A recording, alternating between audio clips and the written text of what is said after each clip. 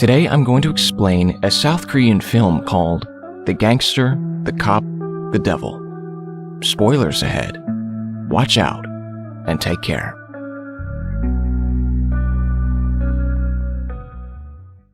The movie starts off by showing us a white car driving around the roads of a bright lighted city.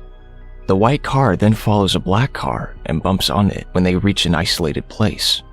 The drivers step off their cars and the guy from the black car takes some pictures of the accident in case his insurance company asks for them. But then, the driver of the white car, whose name we don't know yet, hits him and drags him into the back seats of the black car. He stabs him, kills him, and then drives away with the white car. On the 5th of August, a hot summer day, two cops are caught up in a traffic jam. They are listening to the radio about the murder that happened in the first scene. Since traffic is not moving, one of them, T-Sock, steps down of the vehicle and walks to a gambling facility. The security tries to stop him by bribing him. They put a pile of money in his pocket, but T-Sock doesn't like that and beats them up slightly. He then proceeds to arrest a guy who works behind a counter. The accusation is illegal exchange of money. Meanwhile, a mafia boss, Dong-soo, is practicing on a punching bag. Some of his men walk in the room and tell him about the incident. Dong-soo first orders for the punching bag to be put down. His men lower the punching bag and unzip it. A man has been trapped in it, and he is all bloodied and beaten up. Dong-soo then exits the building and gets into a car. He has a driver, of course, and the two other cars following him like a convoy. He calls someone in the police department and complains about the cop who burst into his gambling facility. He is paying money to this police director to keep his men from doing such things and annoy him. T-Sock makes the guy he arrested drive his motorcycle and give him a ride to a crime scene. T-Sock handcuffs him on the motorcycle and approaches the scene. In the background, the guy can be seen turning his motorbike around in order to escape, so T-Sock approaches the scene, and it seems like the police has stumbled upon the man who was murdered. T-Sock examines the scene alongside with his partner. He finds a clue that probably somebody bumped on his car from the back.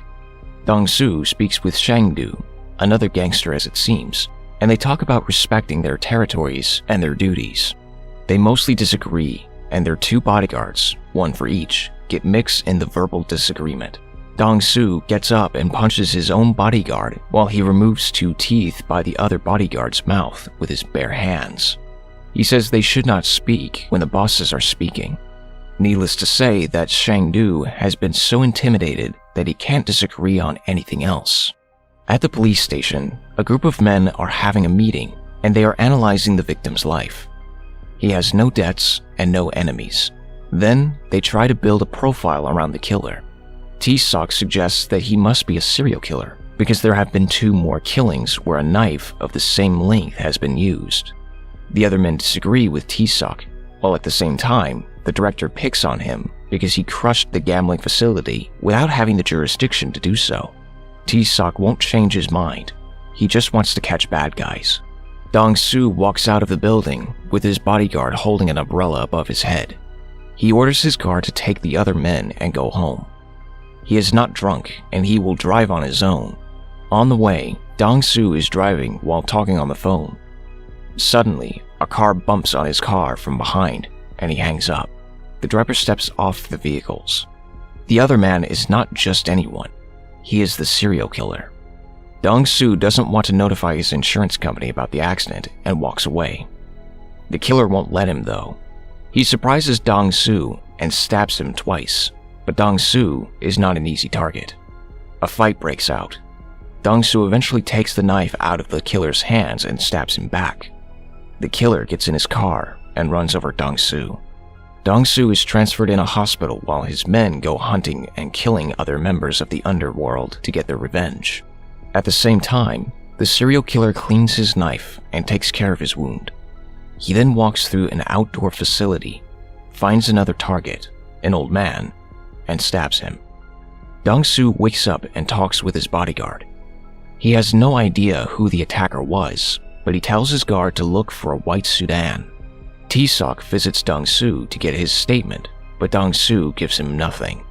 T-Sok goes on to examine Dong-Su's car and makes the connection. A white sedan has bumped on his car from the back. It must be the same person. T-Sok speaks with the police director and tells him to stop covering up for Dong-Su. He says they need to bring him in for an interrogation. After all, Dong-Su has seen the aggressor's face. He furthermore claims that he was right about the serial killer thing. He must be the serial killer. Who else would have the guts to attack the leader of a gang? The director doesn't want to hear it anymore and kicks him out of the office. A montage shows us the serial killer stopping by a gas station to grab a coffee from the vending machine.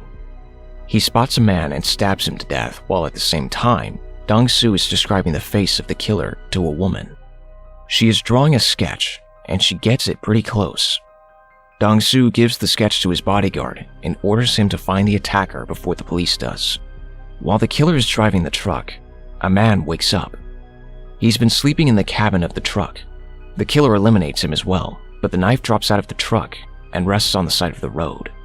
T-Sok visits Dong-Su one more time to try and add some pressure on him, as well as appeal to his emotions. That killer is absolutely crazy, and he must be stopped or more people will die. Dong-Su doesn't give a penny, but later on, his guard tells him that their businesses are not going well. Rumors have started around his name after he was attacked. Dong-Su decides that he has to get this killer and kill him to clear his name and gain back respect. His men have found the white sedan and the knife he uses to kill people. Dong-Su invites T-Sok to collaborate on the quest. If T-Sok finds him first, he can bring him to justice, but if Dong-Su finds him, he will punish him as he wishes. They share all the information they have till now, and Dong-Su reveals his camera, which has been filming the whole time they were talking.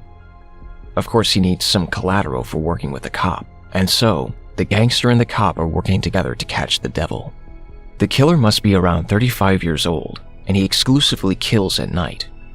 T-Sok shares the secret with his partner and another officer, and he tells them they will assist the gangsters, find the killer, and then they will arrest him.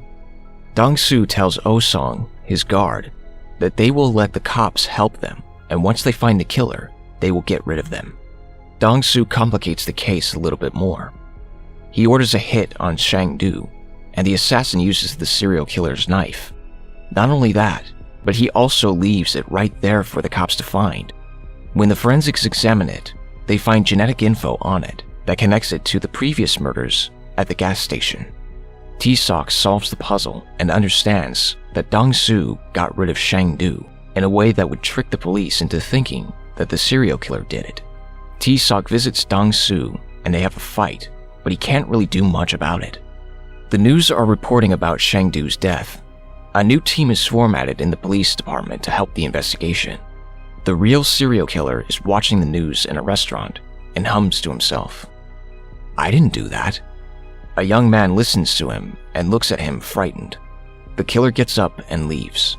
On his way out, he taps the young man on the shoulder. At Shang-Du's funeral, the serial killer is sitting among the crowd and is keeping an eye on Dong-Su. He approaches Shang-Du's bodyguard and gives him a note which reads, "Shang-Du was killed by my knife, but not by me." His face points at Dong-Su. Dong-Su and T-Sok are now taking a closer look at the white sedan, and they find a stain of blood under the wheel. That could potentially lead to the killer's identity. Suddenly, a group of men attacks them. They are Shang-Du's men. A huge fight breaks out, and the two of them manage to kick their asses. Later on, T-Sok and his partners get a lead on the serial killer, and they actually get to see him with their own eyes. They hunt him down along the streets, but he manages to invade them. They discover a place where the killer ate and drank. They start looking for the bottle he drank from, and they visit a factory where the empty bottles get returned for recycling. They also bring the forensics team with them to try and get some new leads or clues. Dong-Su is forming some new partnerships, trying to restore his business to its former glory. At the police department, a woman who works in forensics gives T-Sok a file, and she suggests he goes looking for that guy. He has been declared missing a long time ago, but she found a fingerprint that matches with the one she found on the white sedan's wheel. It might be some kind of misdirection, but it's worth looking up. T-Sock visits a house which is rented by someone he suspects might be the killer. He speaks with the landlady, and she says that the man who rents the house is a good man who has never caused any trouble. He is able to find some pictures and some other clues. He compares the picture to the sketch they have from Dong-Su's description, and this is definitely the serial killer. T-Sock tells his partners and Dong-Su about it, and they take action. They share the killer's picture with everyone, and they search the whole city for him. Unfortunately, no luck yet. The men are tired, and they decide to take a break. Dong-Su is waiting for T-Sock at a random meeting point. It's raining, and a female student is waiting for the bus right next to Dong-Su.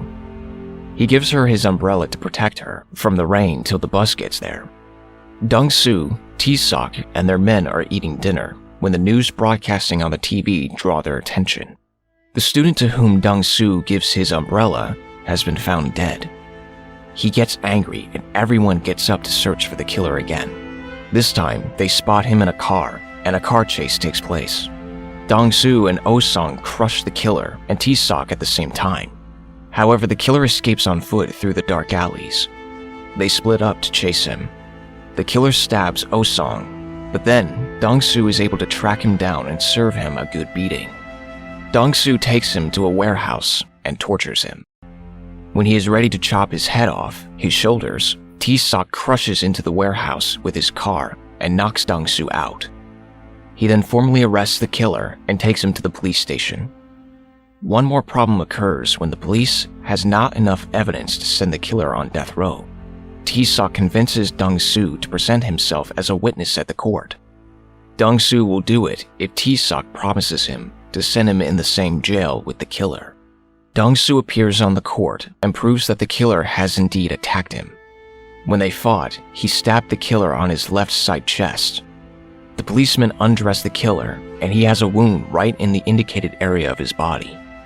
The killer ends up in jail alongside with Dong-Su, who will probably kill him before the execution of his death sentence. Subscribe to see more videos like this, turn on the notifications, and leave a like to help the channel grow. Thank you for watching.